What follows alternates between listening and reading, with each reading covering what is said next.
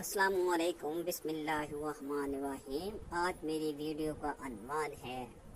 اصحابی ایکا، حضرت صہیب علیہ السلام کی قوم کا عذاب یا انجام۔ بسم اللہ الرحمن الرحیم ورحمۃ اللہ وبرکاتہ۔ دنیا کی ایک ایسی نافرمان اور بدکار قوم کہ جنہوں نے دنیا کے اندر ایسی اللہ تبارک تعالیٰ کی نافرمانیاں کی کہ جن کے گناہوں کی وجہ سے اللہ تعالیٰ نے اس قوم پر دنیا میں ہی جہنم کا دروازہ کھول دیا اور اس قوم پر جہنم کی آگ برسا دی۔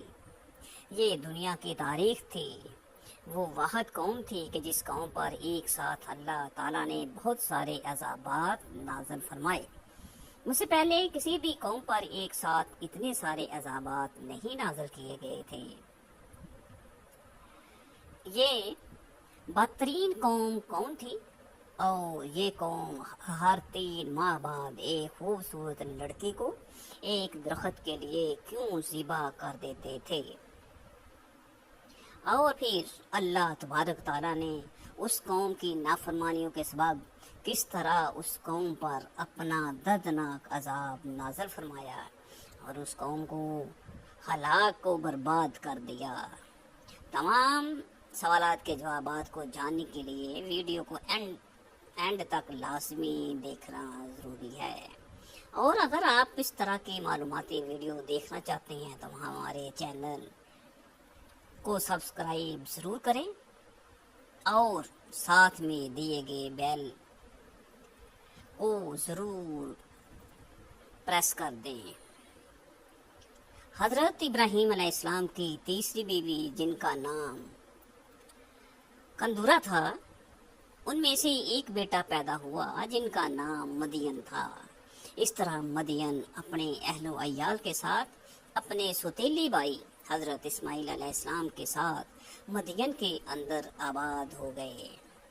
جہاں پر مدین کی آل اولاد بہت زیادہ بڑھی اور اسی وجہ سے مدین کی آل اولاد کو اہل مدین یا اہل مدین پکارا جانے لگا۔ حضرت ابراہیم علیہ السلام کے اس بیٹے کی نسل آہستہ آہستہ بڑھتی چلی گئی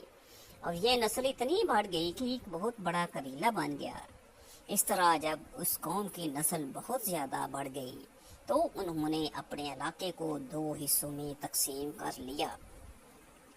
شہری علاقے کو مدین پکارنے لگے جبکہ دیہاتی علاقے کو ایکا کہنے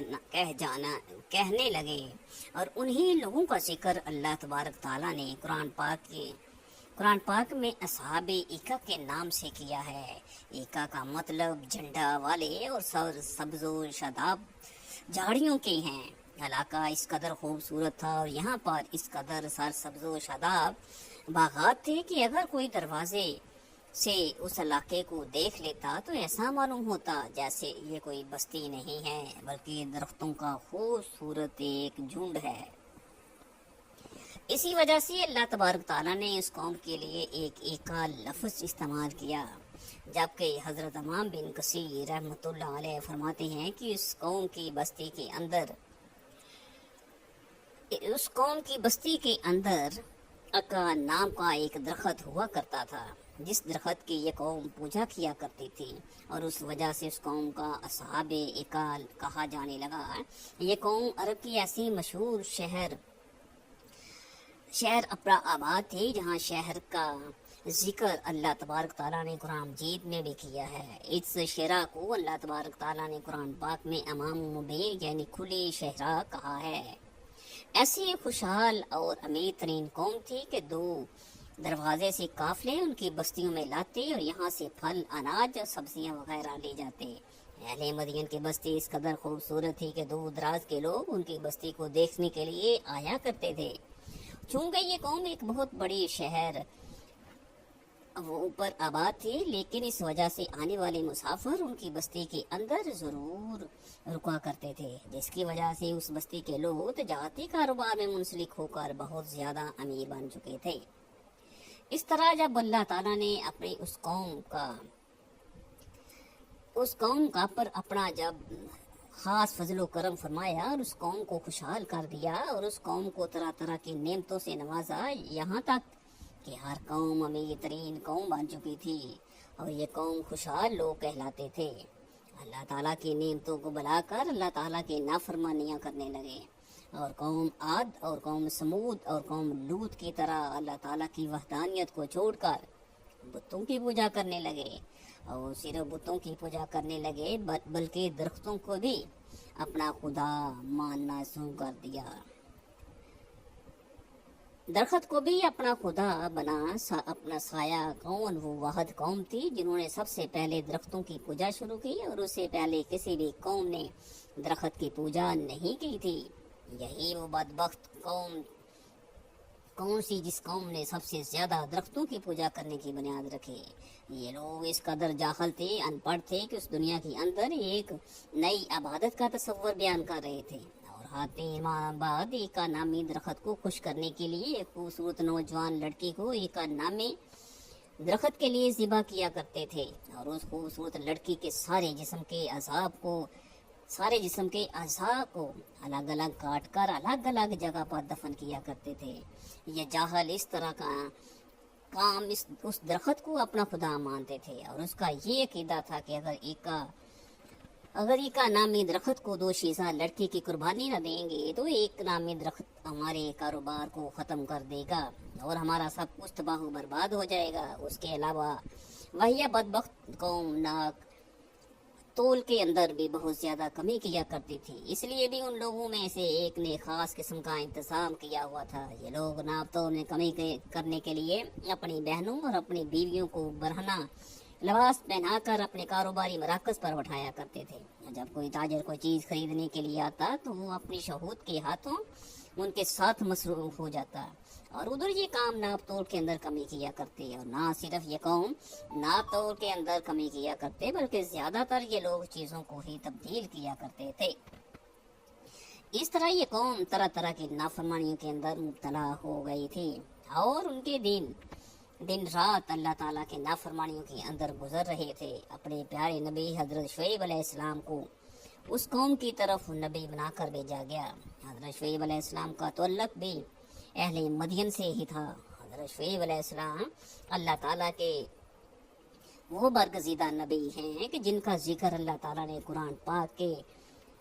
2 مقامات پر فرمایا ہے۔ حضرت شعیب علیہ السلام نبوت سے پہلے بھی اپنی قوم کے اندر ایمانداری اور نیک نیتی کے لیے مشہور تھے، اور نبوت ملتے ہی حضرت شعیب علیہ السلام نے اللہ تعالیٰ کا پیغام پہنچانا شروع کر دیا اور اپنی قوم کو تبلیغ کرنا شروع کر دیا۔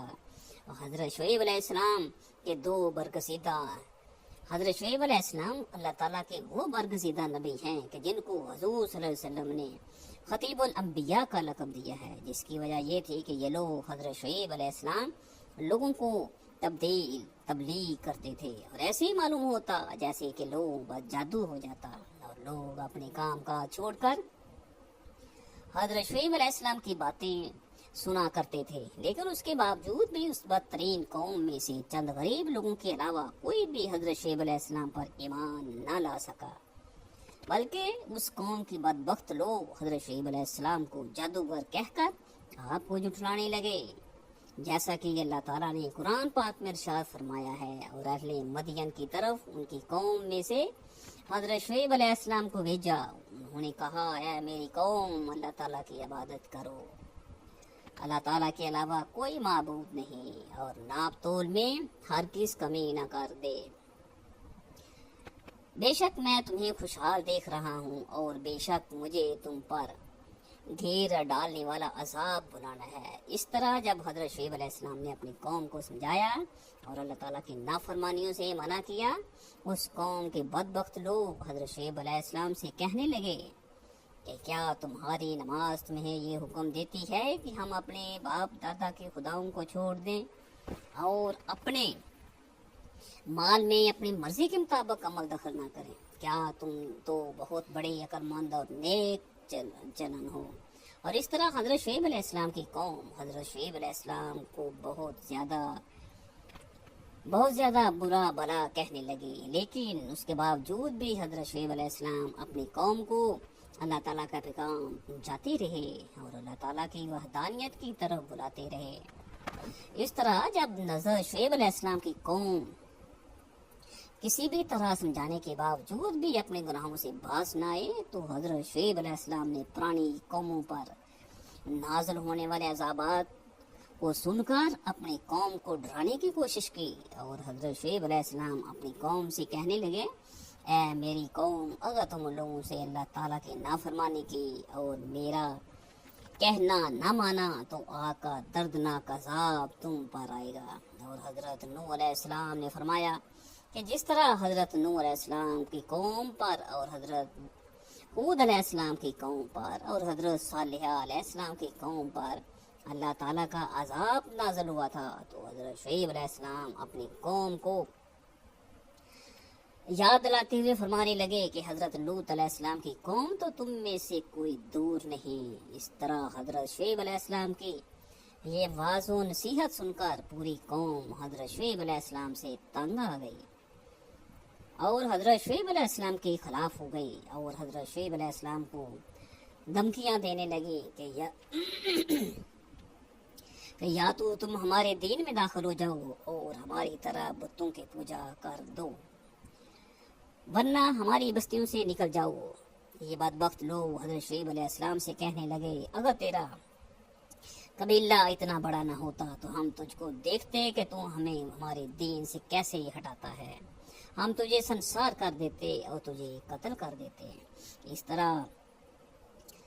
طرح جب حضرت شعیب علیہ السلام نے اپنی قوم کی یہ حالت دیکھی تو حضرت شعیب علیہ السلام سمجھ گئے کہ اس قوم میں سے ایمان کی کوئی امید نہیں اور ان میں سے کوئی بھی ایمان نہ لائے گا، اور حضرت شعیب علیہ السلام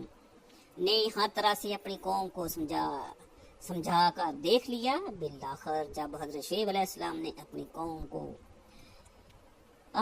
کو یہ فیصلہ سنا دیا کہ تم لوگ اپنے طریقے سے عمل کرتے رہو اور میں اپنے طریقے سے عمل کرتا رہوں گا، اور بڑے بڑے دنوں ہی میں معلوم ہو جائے گا کہ کون حق پر ہے اور کون باطل پر، اور کس طرح اللہ تعالیٰ کا عذاب نازل ہوتا ہے اور کون جھوٹا ہے اور کون سچا ہے۔ جیسا کہ اللہ تعالیٰ نے قرآن پاک میں ارشاد فرمایا ہے، اے ہمارے رب، ہم میں اور ہماری قوم کے درمیان حق کے ساتھ فیصلہ فرما دے، اور تو ہم سب سے بہتر فیصلہ فرمانے والا ہے۔ حضرت شعیب علیہ السلام نے آخری بار میں اپنی قوم کو سمجھانے کی کوشش کی، لیکن یہ بدبخت قوم اپنے گناہوں سے باز نہ آئے اور اللہ تعالیٰ کی نافرمانیاں کرتے رہے، بلکہ یہ قوم حضرت شعیب علیہ السلام سے یہ کہنے لگی کہ اگر تم اللہ تعالیٰ کے سچے نبی ہو تو آسمان سے کوئی ٹکڑا گرا کر ہم سب کو ہلاک کر دو۔ اور یہ لوگ حضرت شعیب علیہ السلام سے کہنے لگے کہ اللہ تعالیٰ کی اس عذاب کو ہم پر لے آؤ جس عذاب سے تم بار بار ہمیں ڈراتے ہو۔ اس طرح جب یہ قوم ہدایت نہ پا سکی اور ہر لحاظ سے اللہ تعالیٰ کی نافرمانی میں ثابت ہو چکی تھی، خود ہی اللہ تعالیٰ کے عذاب کو طلب کرنے لگی، تو اللہ تعالیٰ کا دردناک عذاب اس قوم پر نازل ہوا تو ہو گیا جیسا کہ حدیث پاک میں آتا ہے کہ اس قوم پر اللہ تعالیٰ نے دنیا میں ہی جہنم کا ایک دروازہ کھول دیا، جس کی وجہ سے ان کی آبادی اور حرارت کی وجہ سے بستی والوں کا دم گھٹنے لگا، اور تو یہ لوگ ادھر ادھر بھاگنے لگے اور اپنے گھروں میں چھپنے لگے اور اپنے سروں پر پانی ڈالنے لگے، مگر پانی اور سائے کی وجہ سے بھی اس قوم کو کوئی چین اور قرار نہ ملا، یہاں تک کہ اس قوم کے بدبخت لوگوں کو جسم جہنم کی آگ کے گرمی کی وجہ سے جھلسنے لگا، اور یہ لوگ جسم کی آگ میں جلنے لگے، اور پھر اللہ تعالیٰ نے آسمان سے بادل کا ٹکڑا بھیجا، اور اس بادل نے بستی کی ایک طرف سایہ کر دیا، اور ایک اسی بادل کے سائے کے نیچے ٹھنڈی ہوا چلنے لگی۔ یہ منظر دیکھ کر اس قوم کے تمام تر بدبخت لوگ اس بادل کے سائے کے نیچے آ گئے۔ جیسے ہی اس سائے کے نیچے جمع ہو گئے تو اس وقت ایک زوردار چیخ سنائی دی، پھر اللہ تعالیٰ نے اس قوم پر آگ کے گولے برسائے اور ساتھ ہی ساتھ اس قوم پر زلزلے کا عذاب بھی نازل کر دیا۔ اسی طرح اللہ تعالیٰ نے اس قوم پر ایک ساتھ بہت سارے دردناک عذاب نازل کیے تھے، اور ان دردناک عذابات کے اندر لوگ تڑپ تڑپ کر ہلاک ہو گئے، اور اس قوم کے بدبخت لوگوں کے نام و نشان کو اللہ تعالیٰ نے صفائی ہستی سے مٹا دیا، اور اس قوم کو رہتی دنیا کے لیے عبرت کا نشان بنا دیا۔ لیکن حضرت شعیب اور جو لوگ حضرت شعیب پر ایمان لا چکے تھے ان کو اللہ تعالیٰ نے ان عذابات سے محفوظ رکھا۔ اس قوم کی ہلاکت کے بعد حضرت شعیب نمی مقام کی طرف تشریف لے گئے اور وہیں پر آپ نے اپنی ساری زندگی گزار دی اور وہیں پر ان کی وفات ہوئی۔ وما علینا الا البلاغ المبین۔ اللہ تعالیٰ آپ کو اور مجھے اللہ تعالیٰ کے حکم اور حضور صلی اللہ علیہ وسلم کی سنت کے مطابق